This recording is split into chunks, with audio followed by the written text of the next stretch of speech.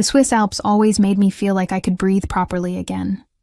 After a year working in Tokyo for an international pharmaceutical company, managing clinical trial logistics across 3 continents, I desperately needed the silence that only my mountain cabin could provide. The elevation alone felt therapeutic, as if every breath at 8,000 feet scrubbed away the accumulated stress of conference calls at midnight and navigating foreign regulatory frameworks in a language I barely spoke.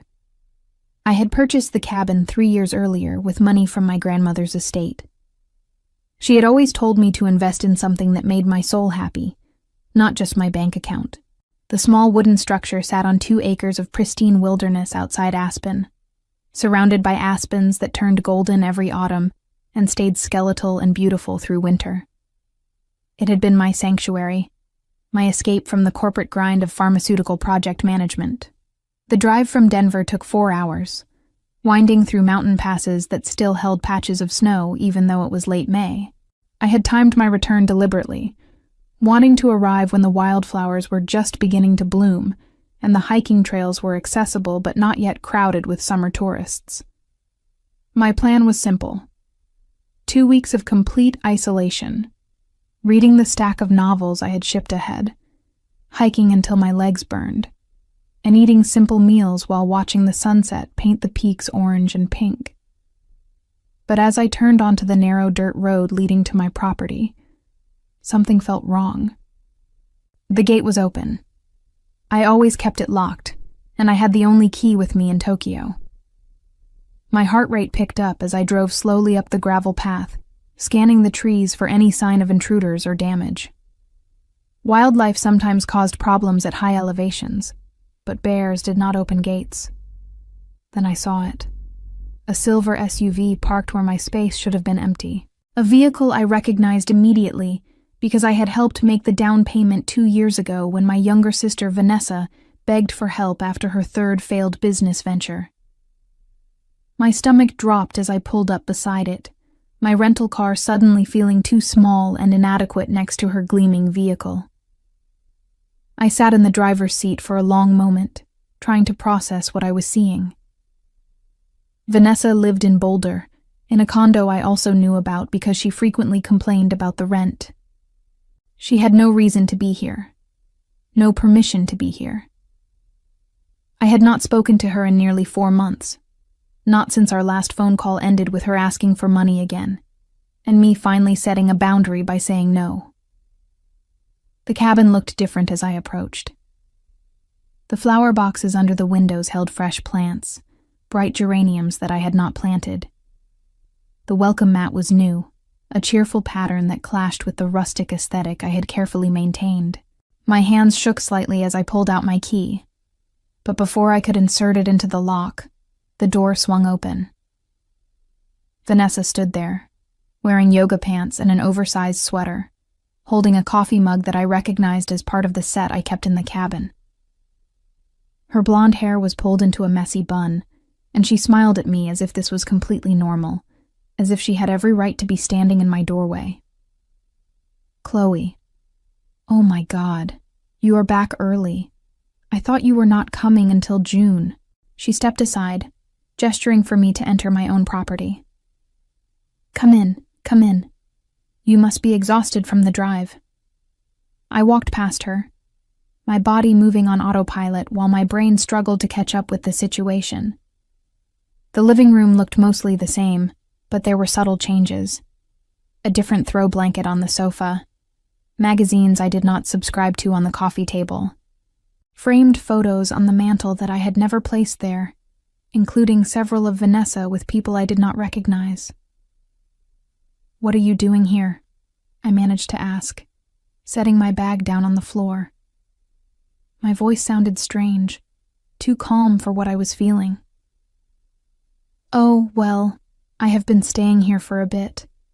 Things got complicated with the condo situation, and I remembered you were abroad, and it just seemed silly for this place to sit empty when I needed somewhere quiet to figure things out." "Dar," she said it casually, as if borrowing someone's mountain retreat for months was perfectly reasonable between sisters. "You do not mind, right? I have been taking really good care of it."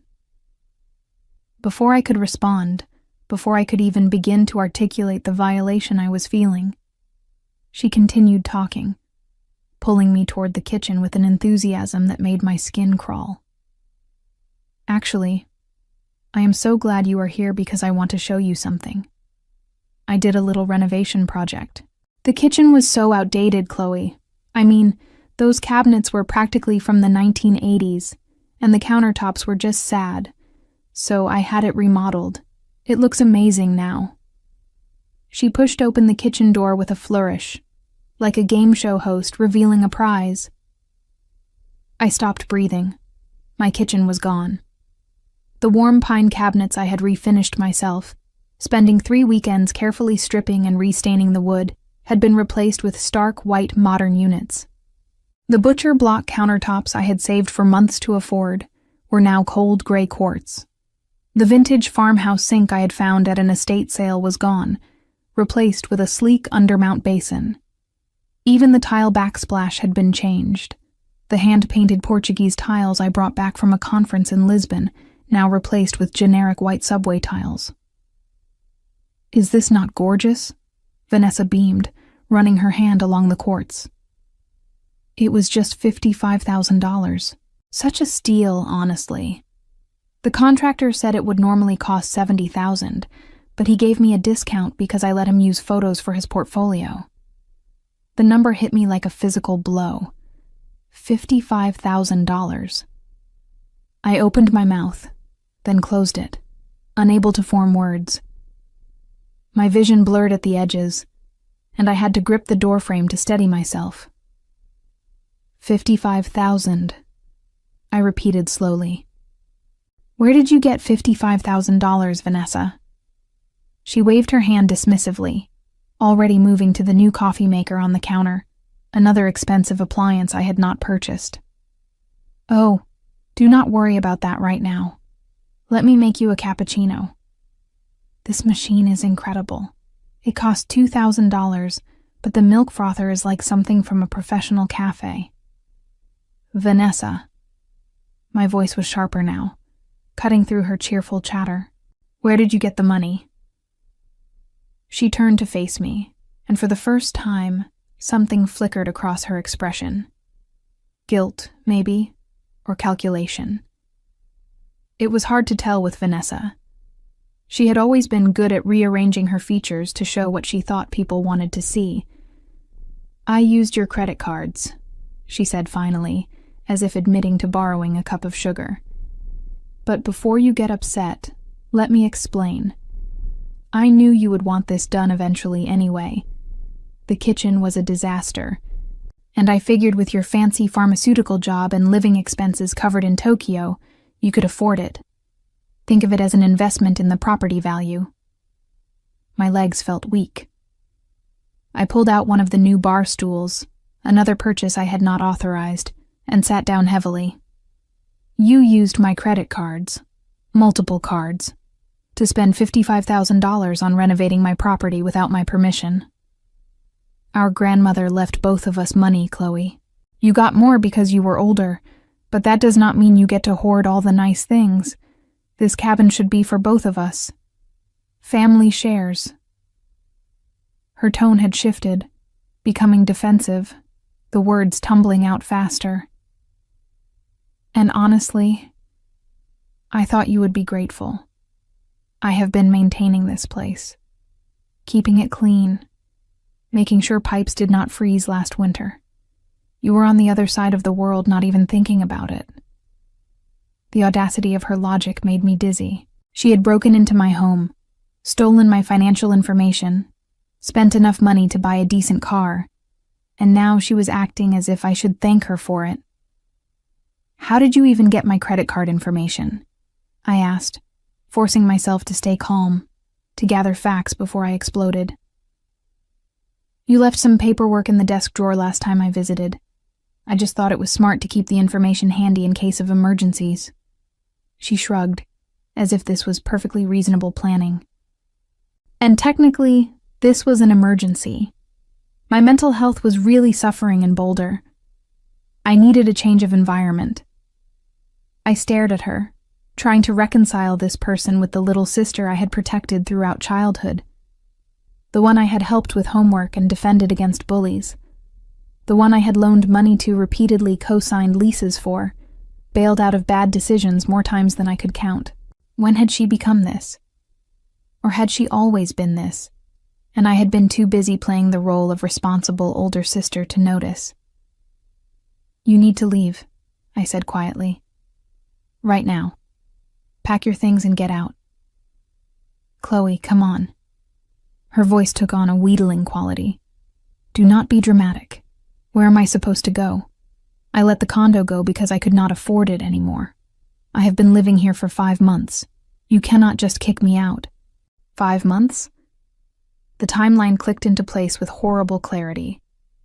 "You have been living in my cabin since January? You moved in the moment I left for Tokyo?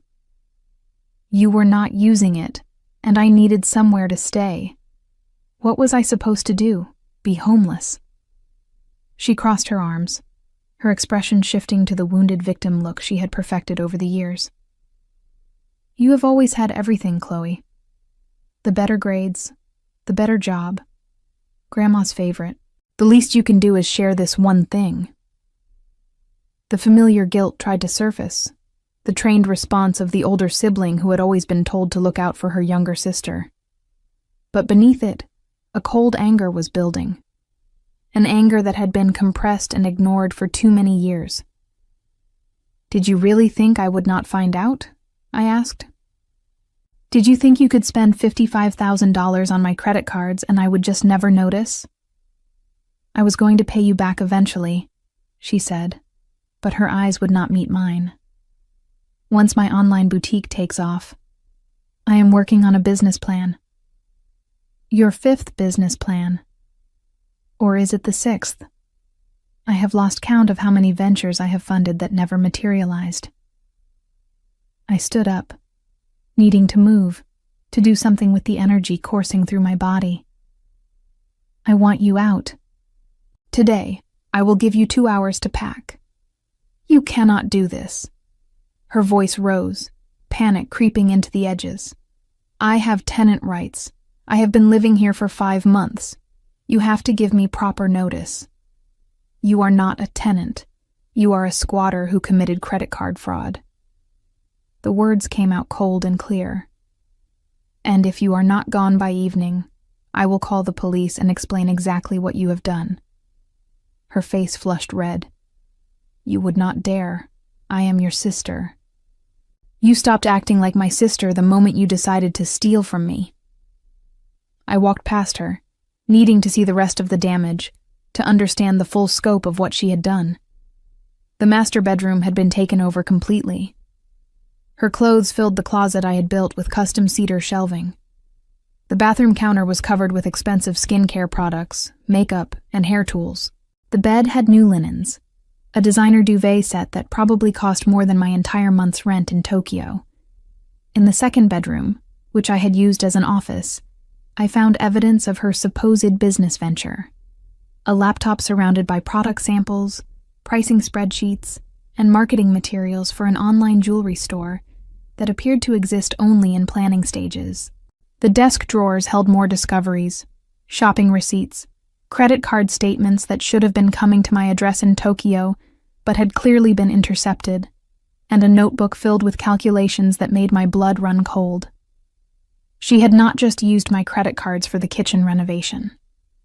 The statements showed charges going back months: furniture purchases, electronics, clothing, restaurant bills, spa treatments, a hot tub installation that I had not even noticed yet, probably around the back of the cabin.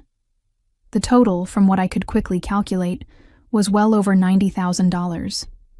$90,000 of my money, spent while I was working 70-hour weeks in a foreign country, managing pharmaceutical trials that could save lives, living in a tiny apartment because I was trying to be responsible with my finances. I heard Vanessa coming down the hallway, her footsteps tentative now. She appeared in the doorway, and whatever she saw on my face made her step back. "It is not as bad as it looks," she started, but I held up a hand. "Do not." Just do not. I gathered the credit card statements, my hands steady despite the rage vibrating through my entire body. I am going into town. When I get back in 3 hours, you will be gone. Every single thing you brought here, you will take with you. If I find even a toothbrush that belongs to you, I will add it to the police report I am going to file. Police report? Her voice cracked. Chloe, please. You are overreacting. We can work this out. I will pay you back. I promise. Your promises are worthless. I walked past her again, grabbing my bag from the living room. 3 hours, Vanessa, and I want the house key you made. I do not have another key. The lie was automatic, but her eyes gave her away.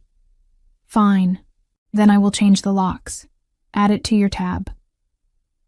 I headed for the door, needing to get out before I said something I might regret, or before the years of trained sisterly loyalty made me weak. Where are you going? She called after me.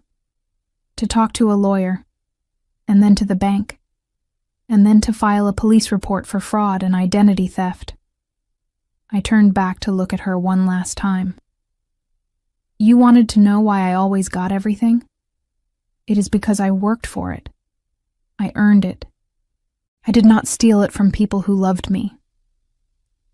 I drove down the mountain too fast, my hands gripping the steering wheel until my knuckles ached. The town of Aspen was busy with early season tourists, but I barely noticed the crowds as I found parking and walked into the first law office I could find. The receptionist took one look at my face and somehow got me an immediate consultation with a partner. Attorney Catherine was a woman in her 50s, with sharp eyes and an efficient manner. She listened to my story without interrupting, taking notes on a legal pad. When I finished, she sat back and studied me. You have a strong case for pressing charges, she said. Identity theft, fraud, unauthorized use of credit cards. The amount involved pushes this into felony territory. But I have to ask, are you prepared for what that means? She is your sister. This will not just affect her. It will affect your entire family. I do not care. The words surprised me with their vehemence. I have spent my entire life protecting her from consequences. Look where that got me. Catherine nodded slowly. Then here is what we need to do. First, document everything. Every charge, every unauthorized change to your property. Do you have security cameras at the cabin? I felt a jolt of memory. Yes. I installed them before I left for Tokyo. They are motion activated and upload to cloud storage. I had completely forgotten about them with everything happening. Perfect. Access those recordings. We need to establish that she entered the property without permission, and that she took your financial information without authorization. Then we need statements from the contractors who did the work, proof that she presented herself as the owner or as having authority to make those changes. Catherine was already typing notes into her computer. I also recommend getting a restraining order. If she has been living there for 5 months, she may cause problems when you try to remove her. We spent the next hour going over details, filing initial paperwork, and creating a timeline of events.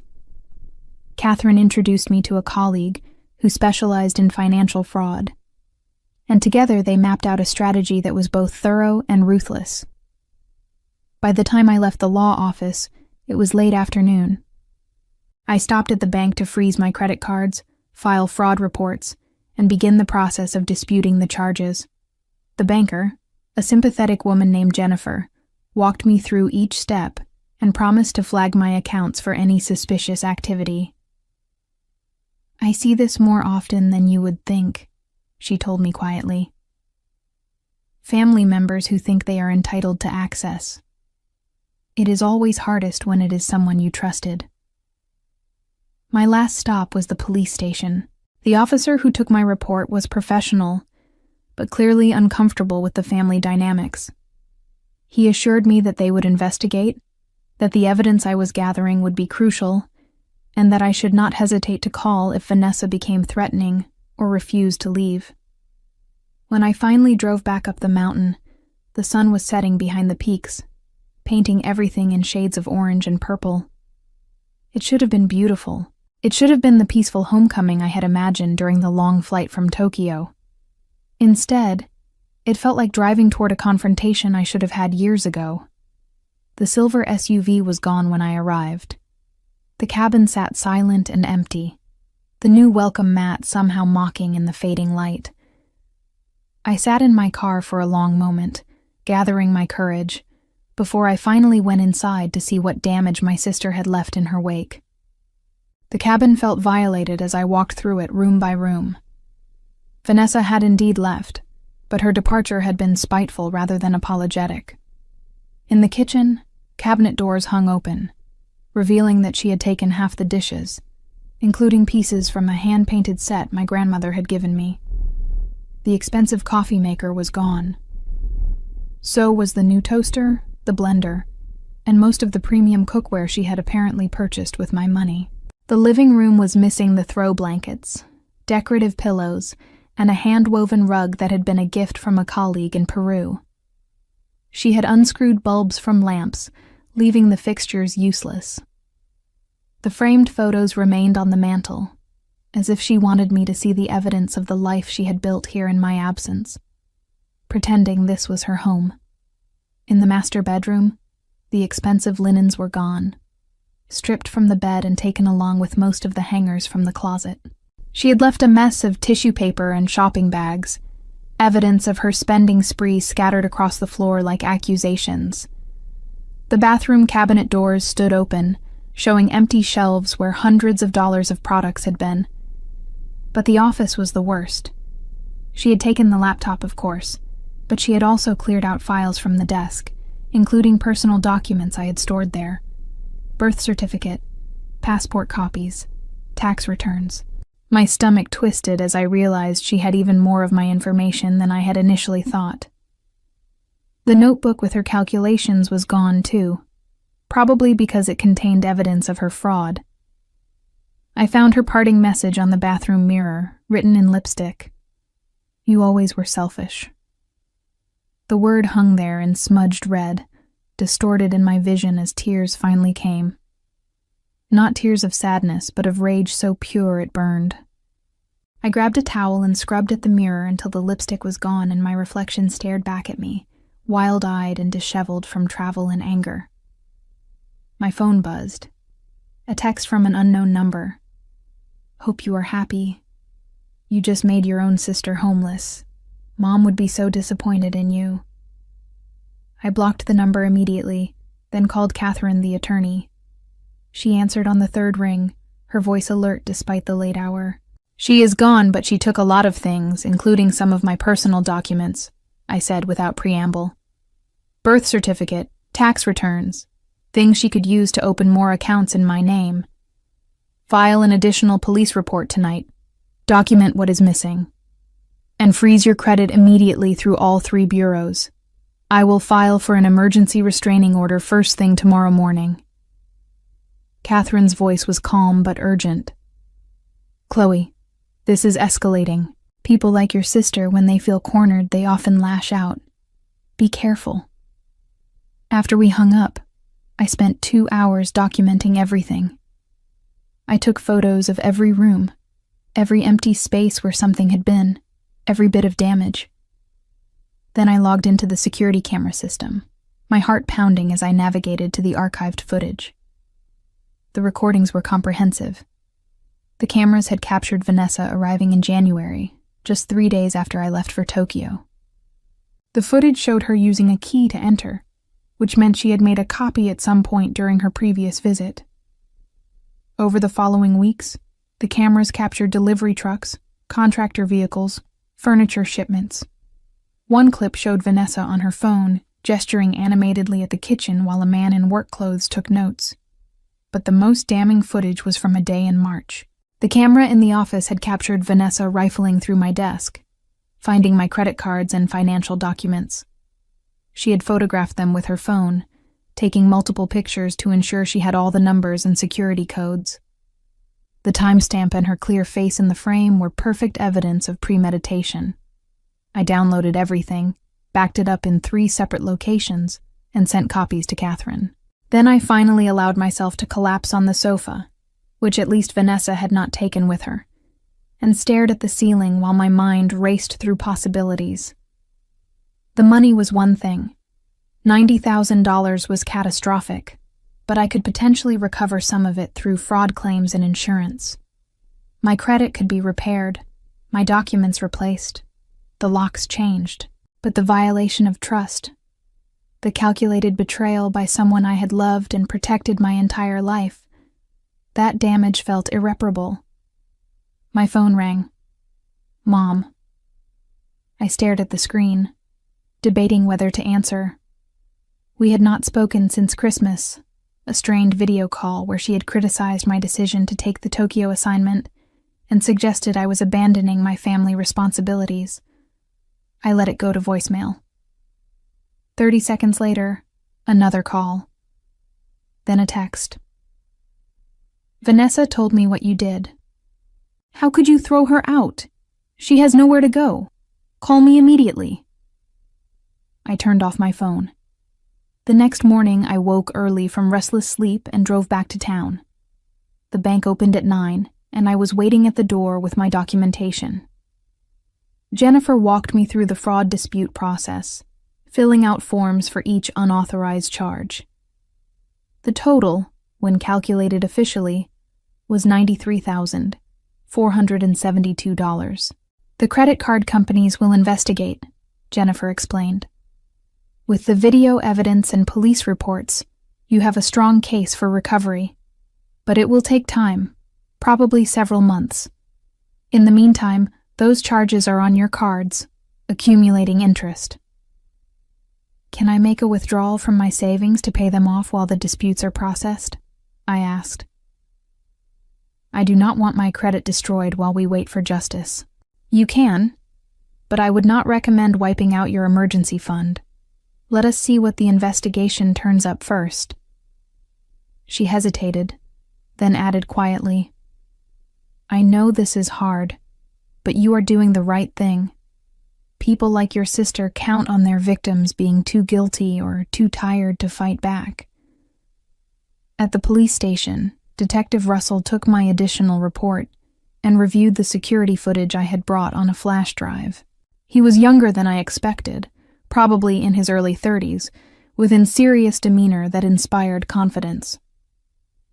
This is excellent evidence, he said, watching the footage of Vanessa photographing my credit cards. Clear premeditation.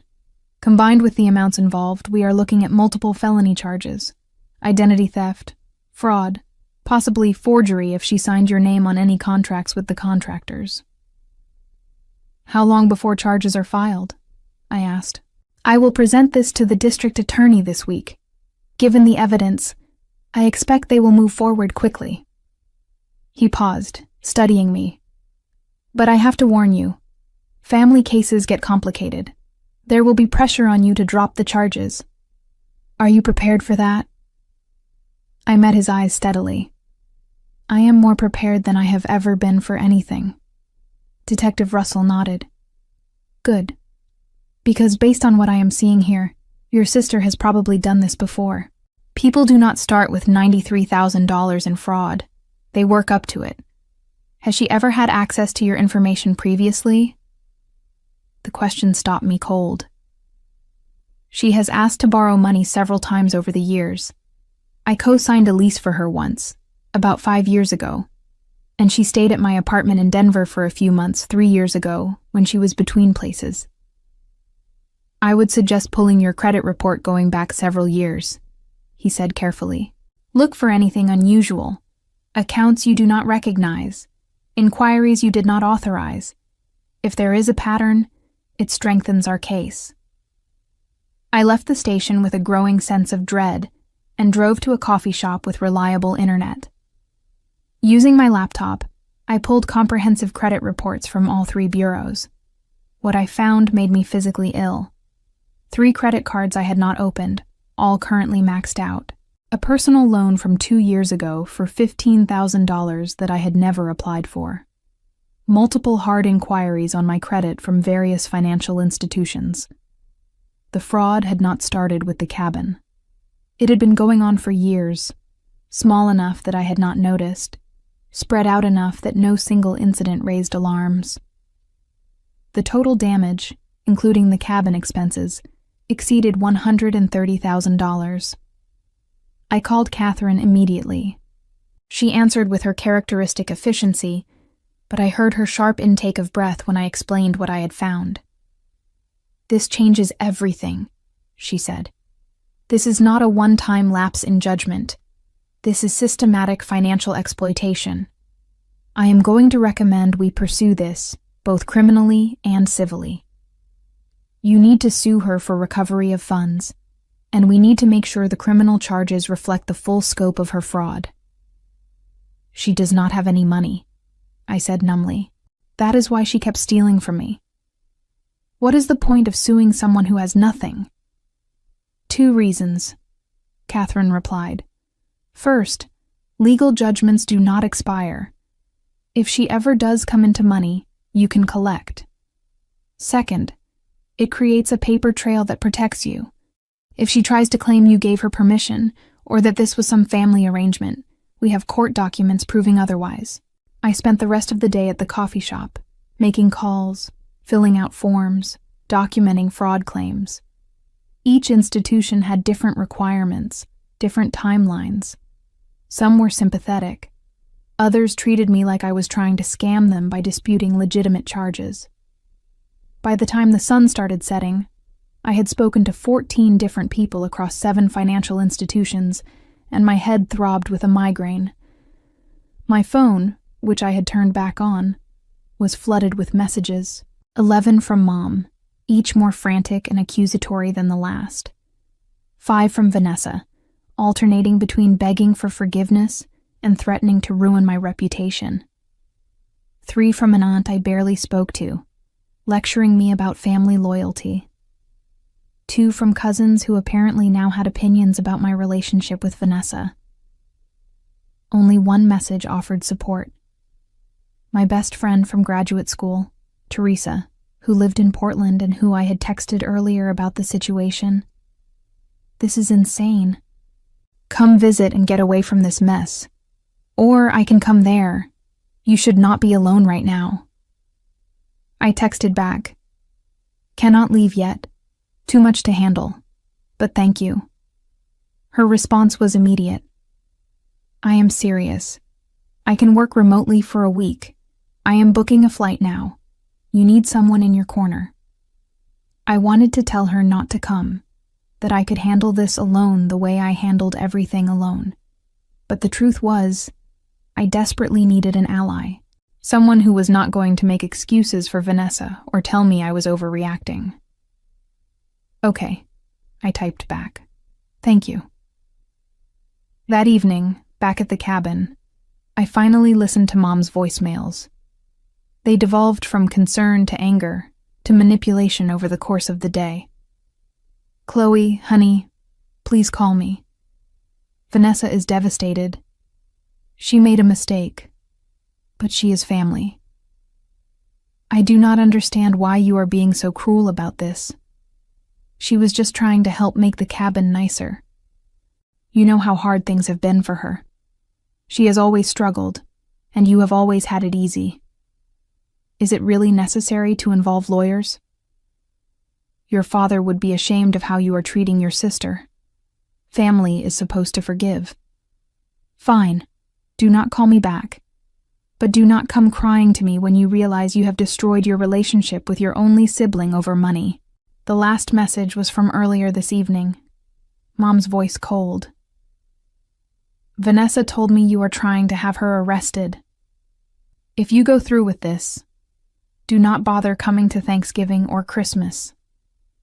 I will not have someone in my home who would betray their own family like this." I saved all the voicemails, adding them to my documentation folder. Catherine had told me to keep everything, that threats and manipulative messages could be relevant if Vanessa escalated further. Then I called my grandmother's sister, Aunt Dorothy, who was 91 and living in a retirement community in Boulder. She had always been my favorite relative, sharp-minded and unsentimental in ways that the rest of the family found uncomfortable, but I found refreshing. "Chloe, darling," she answered warmly. "I heard about the situation with Vanessa. Your mother called me yesterday trying to get me to talk sense into you." "What did you tell her?" I asked warily. "I told her that you are displaying more sense than anyone else in this family has shown in years." Her voice was firm. "Your sister is a thief. Your mother is an enabler. And you are finally standing up for yourself. It is about time." Relief washed over me so strongly I had to sit down.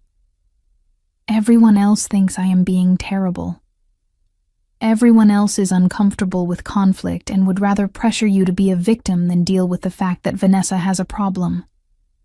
Aunt Dorothy sighed. "Your grandmother worried about this, you know. She told me before she died that she feared Vanessa would never learn to stand on her own because everyone kept catching her when she fell. She left us both money in her will," I said. "Vanessa spent hers in 6 months. I know. Your grandmother knew it would happen. That is why she left you more and put conditions on your inheritance. She trusted you to be responsible." There was a pause. "Chloe, I want you to know something. When your grandmother bought that cabin with you, she told me she was giving you roots, a place that was yours, where you could always return. Do not let Vanessa take that from you." We talked for another hour, and by the time we hung up, I felt more grounded than I had since returning from Tokyo.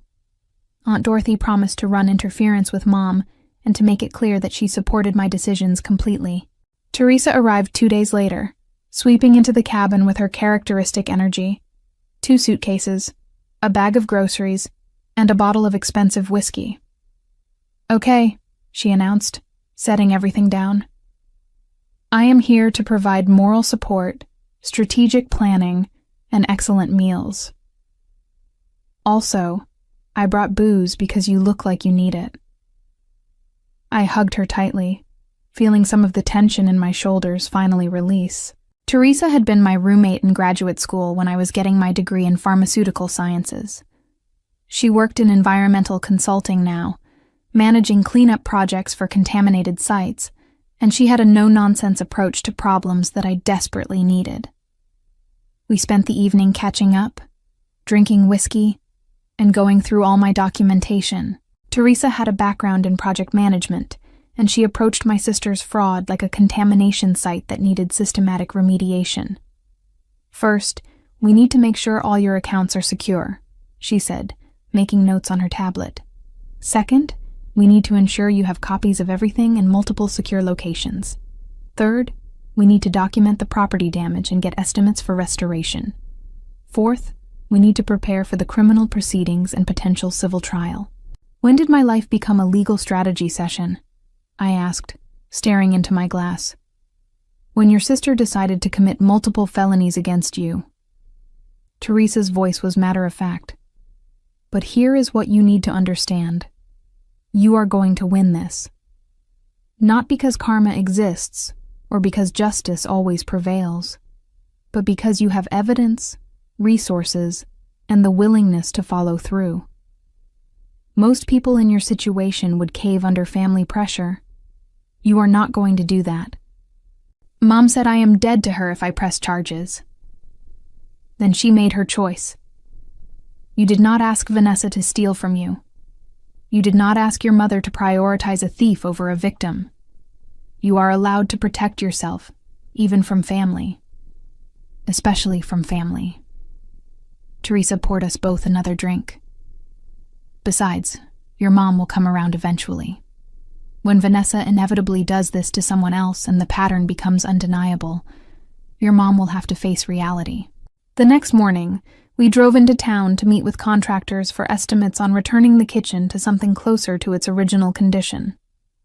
The white cabinets Vanessa had installed were cheaply made despite their expensive price tag, already showing wear after just a few months. The quartz countertops were fine quality, but they did not fit the cabin's aesthetic at all. A contractor named James walked through the space, taking measurements and photos. "I can restore this to match the original style," he said. "Keep the quartz if you want to save money, but replace the cabinets with custom pine to match the rest of the house. We can also source vintage-style fixtures to replace what was removed. Total cost would be around $30,000. Another chunk of money I had not planned to spend, but I authorized the work. Catherine had assured me that I could include restoration costs in my civil suit against Vanessa, though actually collecting would be another matter. While we were in town, Detective Russell called. "The district attorney is moving forward with charges. Multiple counts of identity theft, fraud, and forgery. Given the amounts involved and the premeditation, we are looking at significant jail time if she is convicted. She will be arrested within the next 48 hours. My stomach flipped. Hearing it stated so officially made it real in a way it had not been before. My sister was going to be arrested. There would be a trial. Our family would be forced to confront what she had done. "What do I need to do?" I asked. "Just be available for testimony when the time comes, and stay safe. Make sure your security is updated, cameras are working, doors are locked. People facing felony charges sometimes make desperate decisions." After we hung up, Teresa looked at me seriously. "Do you want to stay at a hotel in town until this is over? We could pack up and leave today." I looked around the cabin, at the mountains visible through the windows, at the space my grandmother had helped me create. "No. This is mine. I am not letting Vanessa drive me out of my own home. Then we are installing better locks, and I am staying until the arrest happens." Teresa squeezed my shoulder. No arguments. That afternoon, while a locksmith installed new deadbolts and upgraded the security system, I finally called Mom. She answered on the first ring, her voice icy. "I hoped you were calling to tell me you came to your senses," she said. "Vanessa stole over $130,000 from me, Mom. That is not a mistake. That is not a cry for help. That is systematic criminal fraud that has been going on for years." I kept my voice level, refusing to get emotional. "She is being arrested in the next 2 days. You could stop this if you wanted to. You could drop the charges." No, I could not. Identity theft is prosecuted by the state, not by victims. And even if I could drop charges, I would not. She needs to face consequences for once in her life. "She is your sister." Mom's voice cracked. "How can you do this to family?" "She did this to family first, Mom. She stole from me. She violated my trust. She committed crimes against me. And instead of being horrified by what she did, you are trying to make me the villain for protecting myself." I took a breath.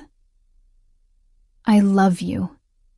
But if you cannot support me in this, then we do not have anything more to say to each other right now. You are choosing money over your sister. I am choosing boundaries over enabling. There is a difference." I paused. "Vanessa has needed help for years. Real help, professional help. But instead of getting it for her, everyone just kept giving her money and second chances and pretending that this time would be different. Well, this is what different looks like. This is what consequences look like. And maybe, just maybe, hitting bottom will finally force her to change." Mom was silent for a long moment. When she spoke again, her voice was quieter. "I do not know how to accept that my daughter is a criminal. Then I suggest you talk to a therapist, because it is the truth whether you accept it or not." My own voice softened slightly. "I am not trying to hurt anyone, Mom. I am trying to survive what has been done to me. If you cannot understand that, I am sorry." We hung up without resolving anything, but at least I had said what I needed to say. Teresa made dinner while I sat on the porch, watching the sunset and trying to process everything that had happened in the past few days. "You did good today," Teresa said, bringing me a plate of pasta. "I know it does not feel like it, but you are handling this exactly right." It feels awful. Most right things do at first. She sat beside me. But you will get through this. And on the other side, you will have your life back, your security back, and boundaries that actually mean something. I wanted to believe her. I wanted to believe that justice would prevail, that Vanessa would face consequences, that my family would eventually understand why I had to do this. But belief felt impossible when everything hurt this much.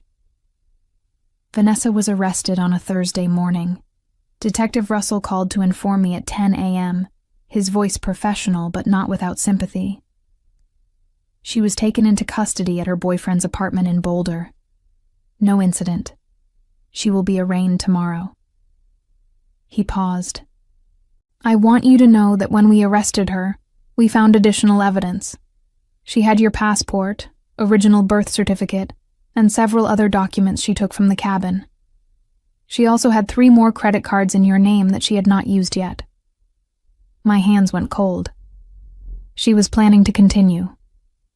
"It appears so. That is going to strengthen the prosecution's case significantly. This was not a one-time lapse in judgment. This was ongoing criminal enterprise." He cleared his throat. "The arraignment is at 2 p.m. tomorrow at the Boulder County Courthouse. You are not required to be there, but you are welcome to attend." After we hung up, I sat staring at my phone for a long time. Teresa found me like that, still and silent on the sofa. "She was arrested," I said. Teresa sat beside me, not speaking, just being present. Finally, I turned to her. "I want to go to the arraignment.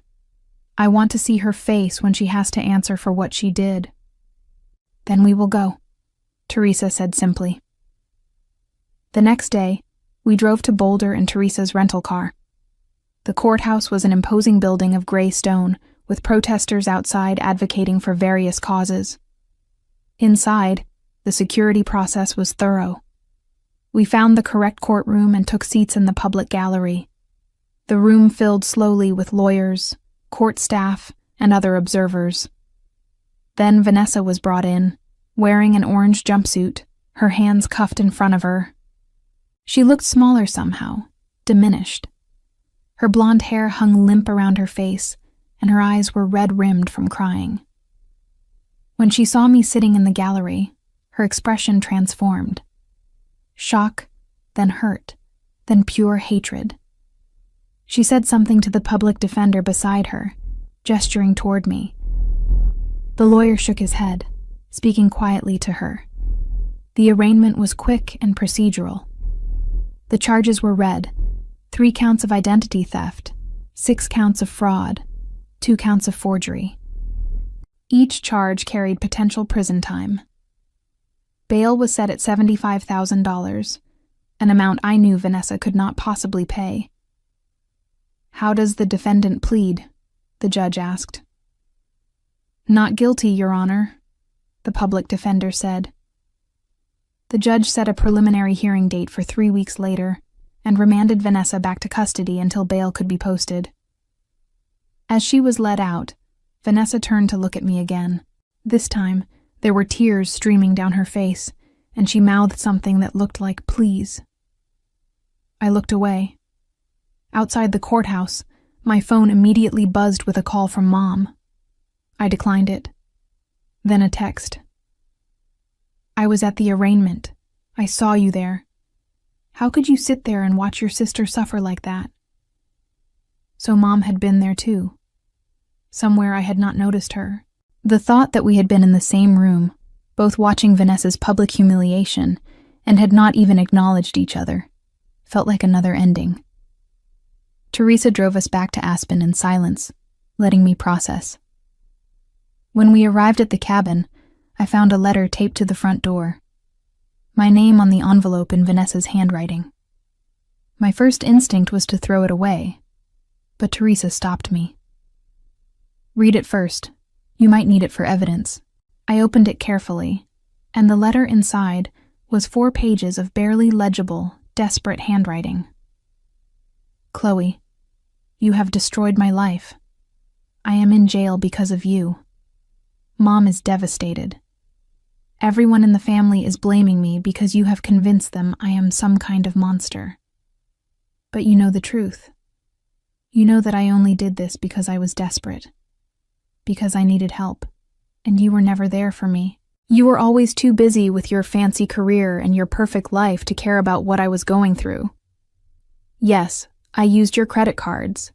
Yes, I renovated the kitchen. But I did it to improve your property. I did it to make your cabin nicer. And instead of being grateful, you have me arrested like a common criminal. I am sorry I took some documents. I was not going to do anything with them. I just wanted to feel like I had some security, some backup plan in case things got bad again. You have no idea what it is like to live with constant financial anxiety while watching your sister live a life of luxury. I am not the villain here. You are. You are the one who refused to help family. You are the one who chose money over love. You are the one who will have to live with the consequences of putting me in prison. I will never forgive you for this. Never. The letter went on, cycling through blame, manipulation, and occasional glimpses of what might have been genuine pain. But nowhere in those 4 pages was an actual apology. Nowhere did she take real responsibility for what she had done. I handed the letter to Teresa, who read it with an increasingly grim expression. She really believes this, Teresa said finally. She genuinely thinks she is the victim here. I know. I felt tired in a way that went beyond physical exhaustion. She has always been able to rewrite reality in her own mind. Whatever she needs to believe to avoid accountability, that becomes her truth. Are you okay? Teresa asked gently. I thought about it honestly. No, but I will be. The preliminary hearing 3 weeks later revealed more evidence I had not known existed. The prosecutor, a sharp woman in her 40s named Diana, presented a devastating case. The contractors who had worked on the cabin testified that Vanessa had forged my signature on multiple contracts. She had presented herself as the owner of the property and had even shown them a fake deed she had created using my personal documents. Financial investigators testified about the systematic nature of her fraud. The 3 credit cards she had opened years earlier, the personal loan, the dozens of smaller charges that had been spread across multiple accounts, always just under the threshold that might trigger alerts. It painted a picture of someone who had been carefully, methodically stealing from me for at least 4 years. I testified about finding her in the cabin, about discovering the renovations, about the moment I realized the full scope of the betrayal. Diana walked me through each discovery, making sure the judge understood not just the financial impact, but the emotional violation. How did it feel when you realized your sister had been living in your home without permission? Diana asked. Like everything I thought I knew about my family was a lie, I answered honestly.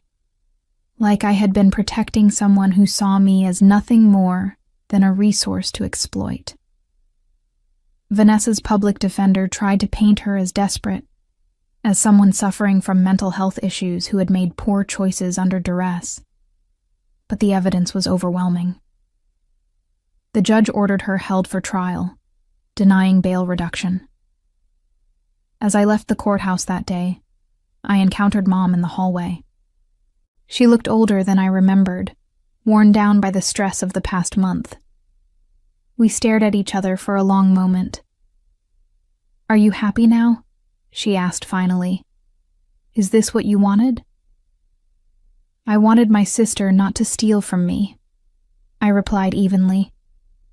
I wanted my family to support me when I was victimized. I wanted someone to hold Vanessa accountable before it got to this point. But we do not always get what we want, do we? She is going to prison. Mom's voice broke. My daughter is going to prison. Your daughter committed felonies, repeatedly, for years. I kept my voice gentle but firm. I am sorry that hurts you. I am sorry this is happening. But Vanessa made these choices, not me. If you want to be angry with someone, be angry with her for putting all of us in this position. Mom shook her head, tears streaming down her face. I do not know you anymore. Maybe you never did, I said quietly.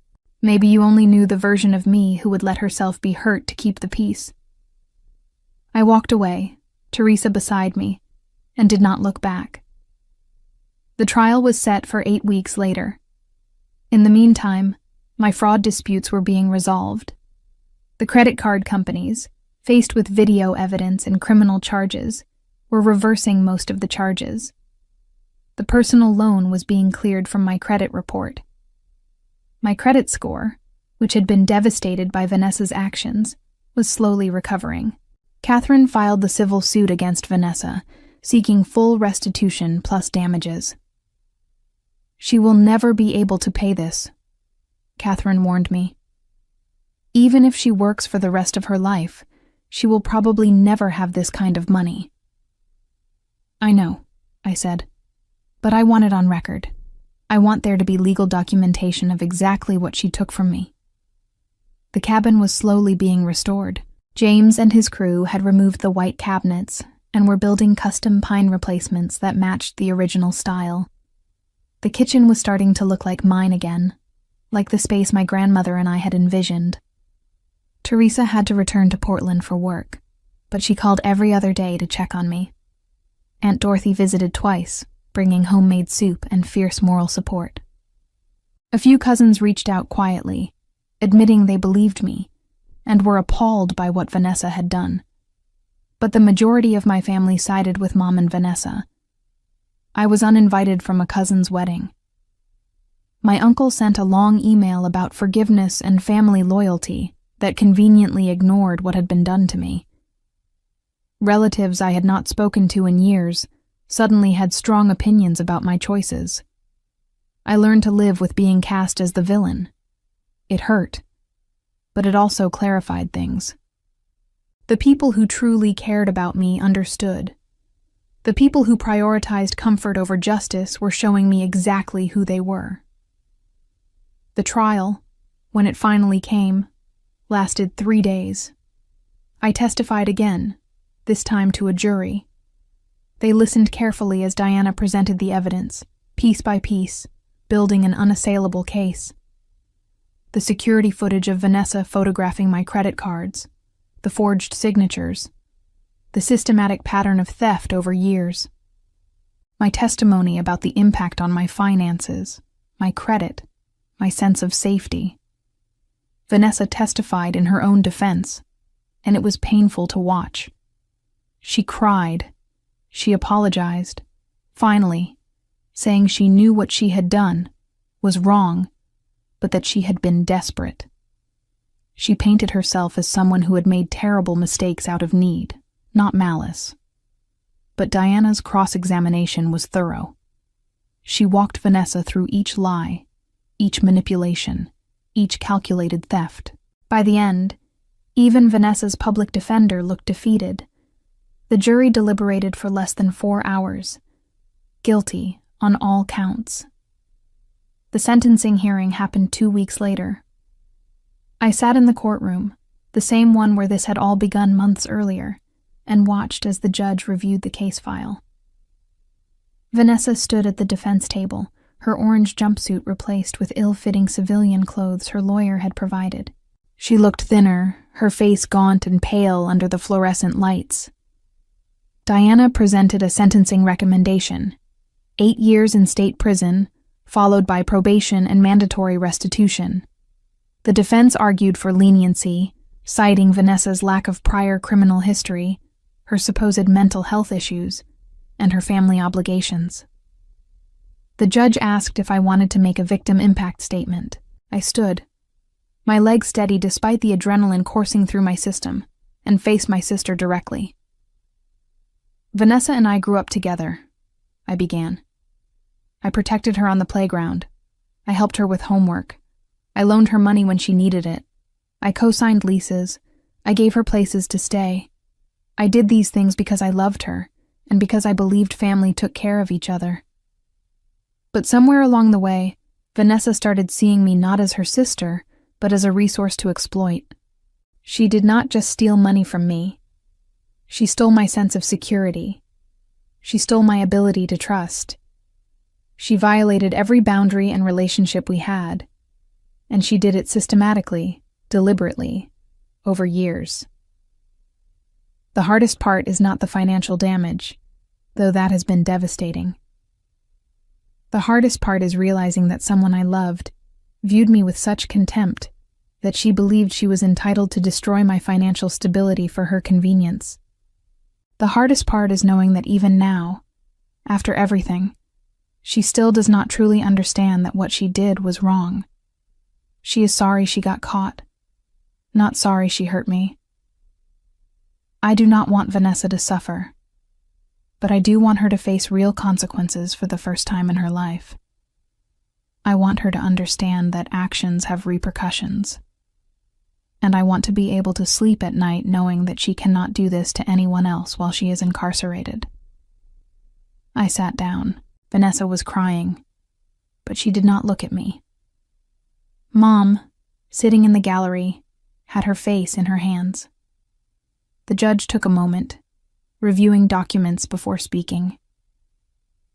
This court has reviewed all the evidence presented. The defendant engaged in a sophisticated, long-term pattern of identity theft and fraud against her own sister. The breach of trust here is profound. The financial damage is extensive, and the lack of genuine remorse is concerning. Vanessa, you are sentenced to 6 years in the Colorado Department of Corrections, followed by 5 years of supervised probation. You are ordered to pay full restitution in the amount of $132,472 plus interest. You will also be required to complete mental health counseling and financial literacy courses as conditions of your eventual release. The gavel came down with finality. Vanessa let out a choked sob as the bailiff moved forward to take her back into custody. As she was led away, she turned to look at me one final time. Her face was a mixture of devastation and anger, tears streaming down her cheeks, mascara leaving dark trails. Her mouth formed words I could not hear, but the hatred in her eyes was unmistakable. I felt nothing but relief. Outside the courthouse, Mom approached me one final time. She looked broken, aged beyond her years by the stress of the trial and its outcome. 6 years, she whispered. My baby is going to prison for 6 years. Your baby committed crimes that warranted a decade, I replied quietly. She got a relatively light sentence considering everything she did. I will never forgive you for this. Mom's voice was hollow. You have taken my daughter from me. She took herself from you when she chose to commit felonies. I just refused to be her victim anymore. I paused, feeling something inside me finally settle. I hope someday you can see that. I hope someday you can understand that protecting yourself is not betrayal. But if you cannot, I accept that. I am at peace with my choices. I walked away from her, from the courthouse, from that chapter of my life. Teresa was waiting by the car, having flown in again for the sentencing. She hugged me tightly. It is over, she said. It is over, I agreed. In the aftermath of the trial, Vanessa's life collapsed in ways beyond incarceration. Her boyfriend left her within a week of her conviction.